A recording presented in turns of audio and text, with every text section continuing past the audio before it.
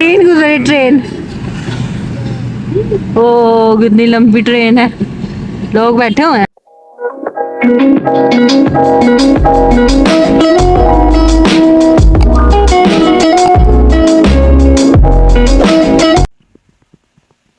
Hello जी, अस्सलाम वालेकुम। उम्मीद है कि आप खैरियत से होंगे। मी आल्सो गुड जी। तो कैसे गुजर रहा है आज का दिन? मुझे उम्मीद है अच्छा ही गुजर रहा होगा और अच्छा ही गुजरता रहे। तो मेरा भी अल्हम्दुलिल्लाह बहुत अच्छा गुजर रहा है। तो चलिए इसी बात के साथ आज का व्लॉग शुरू करते हैं। काफ़ी इंटरेस्टिंग होगा, एंड तक ज़रूर देखिएगा। ले जी, मूली वाली रोटी और साथ पराठा।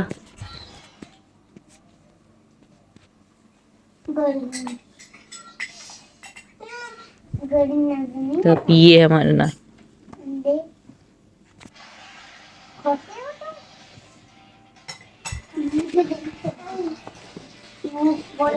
तैयारी कर ले।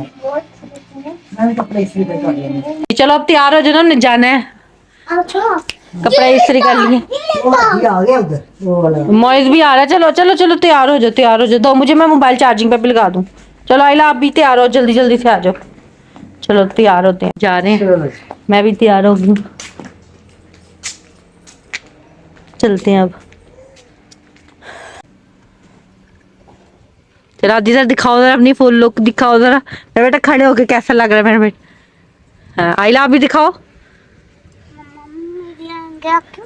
मेरी ग्लासेस मेरे पास तो नहीं है। अब वो आप भी इधर हेलो कर दें, अस्सलाम वालेकुम कर दें। हेलो, क्या हाल है? ठीक है, वालेकुम अस्सलाम वालेकुम। हाँ जहाँ कहाँ पे जाना है मोहतरमा बता दें, हम उधर चले जाते हैं। चले जहाँ पे प्लान बना हुआ वहाँ पे ही चलते हैं। कहाँ पे प्लान मुझे बता देना, किधर का प्लान है आप मुझे बता दें, उसके मुताबिक हम चलते हैं। जी तो रास्ते में जो भैंसें थी वो नहा रही थी ठंडे पानी में, तो आधी एक्साइटमेंट दिखा रहा था जैसे पता नहीं क्या था। तो फिर मैंने कहा चलो देखो देखो, उसके लिए भी नया था ये। जैसे जी काओज ही काओज।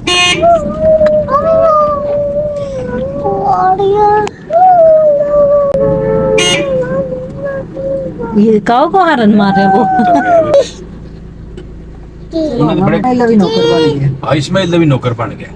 जी तो रास्ते में हमने लेना था अपने भांजे को, क्योंकि उसकी छुट्टियां चल रही थी और उसने आना था नानू की तरफ। तो उसके पापा ने उसको इधर ले आए थे और हमने इधर से पिक करना था। फिर जाते जाते हम जहाँ से गुजरे थे वहाँ पे हमने काफ़ी अरसे के बाद ट्रेन देखी, और ट्रेन भी काफ़ी लंबी थी जो ख़त्म ही नहीं हो रही थी। तो जब छोटे होते थे तो तब कभी जाया करते थे, अब तो ट्रेन का जो रवाज है वो ख़त्म ही हो गया, अरसा हो गया। अब कभी जाने का सोचे भी तो नहीं जाया जाता।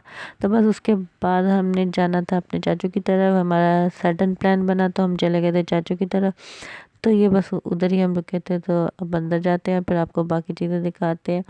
मैं खुद काफ़ी अरसे बाद जा रही हूँ। ये इनका घर मैंने ये फर्स्ट टाइम ही देख रही थी, क्योंकि इन्होंने शिफ्टिंग की थी। तो इनका ये नया घर था, तो चले मैंने छोटी सी क्लिप बना लिया। मैंने कहा आप भी देखिए कैसा है।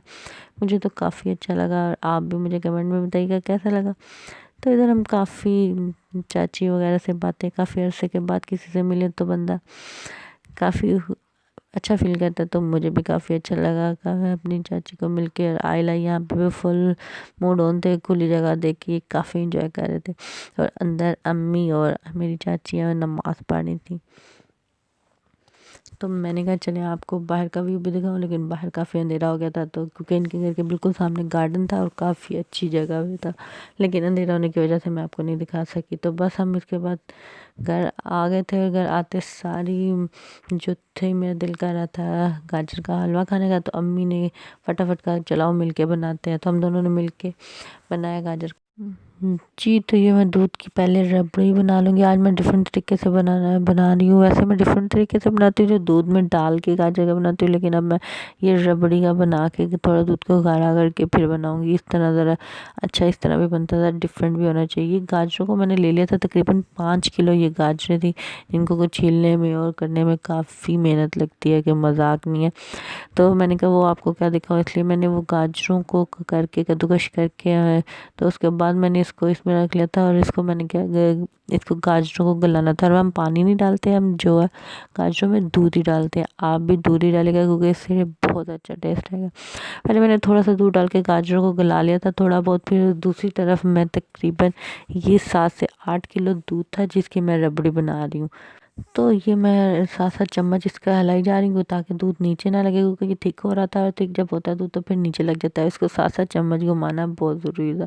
फिर दोनों चीज़ों को साथ साथ लगी थी, साथ साथ मैं उसको घोट रही थी और साथ साथ मैं रबड़ी को गा रही थी। तो रबड़ी मुझे लगी कि थोड़ी सी इतनी हो गई है कि ज़्यादा सख्त नहीं हार्ड हुई, तो मैंने इसके बीच में डाल दी थी क्योंकि इसकी कंसिस्टेंसी मुझे नॉर्मल चाहिए थी, ज़्यादा हार्ड नहीं चाहिए थी, इसलिए मैंने इसमें डाल दी गाजर में। और गाजर में डालने के बाद अब जो प्रोसीजर है अब यही है कि अब मैंने बस इसको चम्मच के साथ हलाना है और गाजर को नीचे लगने नहीं देना। तो मैं भी लगी हुई थी उसी काम के लिए। पहले मैं आती थी और जब मैं थक जाती थी फिर अम्मी आ जाती थी, तो हमने मिल के ये हलवा बनाया। अभी काफ़ी टाइम पड़ा हुआ है अभी इसमें क्योंकि है नमी, जब भी इसका कलर चेंज हो जाएगा तो समझिएगा गाजर का हलवा बन गया।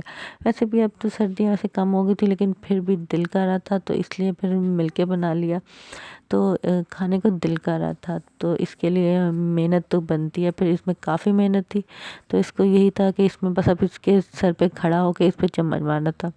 तो हमारा भी अब यही था कि हमने रबड़ी डाल दी थी और अब इसको चम्मच घुमा घुमा के मेरे तो हाथ काफ़ी दर्द करना शुरू हो गए थे। फिर मैंने अम्मी को बुलाया कि आप थोड़ी देर के लिए आ जाएं तो फिर आप काम करें। तो हमारा हलवे में इतनी मज़ेदार खुशबू आ रही थी, इसमें मैंने इलायचियाँ भी डाल दी थी तोड़ के, और आपने भी तोड़ के डालें या आप पाउडर भी डाल सकते हैं। हमें खुशबू चाहिए, आप खुशबू के लिए डाल सकते हैं। और इसमें उस डालने के बाद इतनी मज़ेदार पूरे घर में खुशबू आ रही थी और मैं दिल चाह था इसी तरह खा लूँ। और इसमें चीनी भी मैंने डाल दी थी। चीनी डालने के बाद जो होता है, चीनी उस टाइम डालनी है आपने जब आपको लगे कि गाजर का हलवा बिल्कुल रेडी होने वाला है। इसमें सिर्फ 5 से 10 मिनट लगेंगे, नहीं तो आपका जो हलवा है वो जल्दी नीचे लग जाएगा। तो यही है कि जब मैंने चीनी डाली और फिर मैंने इस पर कॉन्स्टेंटली मैंने इसमें चम्मच मारती रही हूँ, ये जैसे आपको नज़र आ रहा है मैंने इसको बिल्कुल नहीं छोड़ा। और चम्मच मार मार के मेरे चाहे हाथ टूट गए लेकिन मैंने ये हलवा बनाया और फिर मैंने इसको बड़ा मज़े ले लेके खाया। तो काफ़ी मज़ा भी आया, जब इतनी मेहनत के बाद बंदा खाता है तो इसका मज़ा भी दोबारा आ जाता है। तो ये बना भी बहुत मज़ेदार था, अब्बू को भी बहुत पसंद आया था और अम्मी को भी। तो अभी तो थोड़ा सा टाइम है, तो जब ये रेडी होगा तो फिर देखिएगा इसकी शक्ल कितनी प्यारी होगी। और इसको रखें, आप सेव करें, फ्रीज़र में रखें, चाहे रमज़ान में भी थोड़ा थोड़ा सा करके खाएं, आपको तो मज़ा ही आ जाएगा। रमज़ान में खाना तो कम ही खाया जाता है, फिर बंदा इसी तरह की थोड़ी थोड़ी सी चीज़ें जब भूख लगे तो खा सकता है। तो मैंने भी यही सोचा था कि चलें थोड़ा सा इसी यही करेंगे कि जब भूख लगे खाने की जगह हम थोड़ा सा हलवा निकालें, उसको गर्म करें और खा लें। क्योंकि आजकल के जो हैं रोज़े वो इतने सख्त भी नहीं होंगे गर्मी वाले, क्योंकि गर्मियों में नहीं खाया जाता। लेकिन इस तरह का मौसम जैसा आजकल हुआ है, मतलब मौसम बहार, तो इस मौसम में तो बड़ा ही मज़ा आता है। तो जी हमारा हलवा वो बस अब थोड़ा सा टाइम रह गया इसको रेडी होने में, बस इसको चम्मच में मारती जा रही हूँ और बस आप सोच सकते हैं मेरे हाथ का क्या हाल। जी, तो आप बताएँ, आप जो अपने घर में हलवा बनाते हैं वो किस तरह बनाते हैं? डिफ़रेंट डिफ़रेंट तरीके होते हैं, लोग कुकर में भी बना लेते हैं, वैसे भी बनाते हैं। लेकिन मैंने ये अपनी हाथों की मदद से, आप जैसे देख रहे हैं लगातार रगड़-रगड़ के बना रही हूँ, आप भी अपने तरीका बताइएगा। लेकिन आप भी इस तरह ट्राई कीजिएगा, आपको बड़ा ही मज़ा आएगा। आप रबड़ी अलग बनाएँ और हलवा गाजर का पेस्ट अलग से बना के फिर बाद में इसको करें, और साथ-साथ जो है किनारे हैं उनको भी साफ़ करते रहें, क्योंकि नहीं तो वो डार्क ब्राउन हो जाएँगे, वो बिल्कुल भी नहीं अच्छे लगेंगे। तो देखिए जब आपको लगे गाजर अपनी जो बर्तन है उसको छोड़ा है, तो आपने इसमें देसी घी डाल देना है थोड़ा थोड़ा करके, या आप जो आपके पास है वो वाला घी डाल दें। लेकिन अगर आप देसी घी डालें तो बात ही अलग है।